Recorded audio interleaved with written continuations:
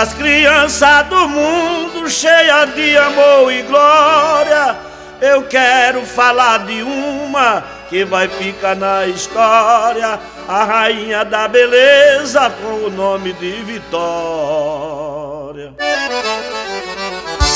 Vitória tem 4 anos, uma criança mimada. Seus pais Vênio e Eliette, 2 joias sublimadas, os quais sentem muito orgulho da sua filha estimada. A Vitória é paulista, assim a história diz. O charme desta menina deixa os seus pais bem felizes. A criancinha mais linda que nasceu neste país. Vitória tem 2 irmãos que formam um trio junto a ela.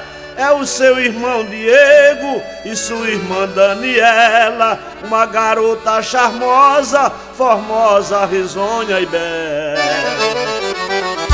Dona Eliette, a mamãe, se sente muito orgulhosa. Com estes 3 filhos lindos, Vitória é a mais charmosa, por ela ser a flor mais nova desse seu jardim de rosa.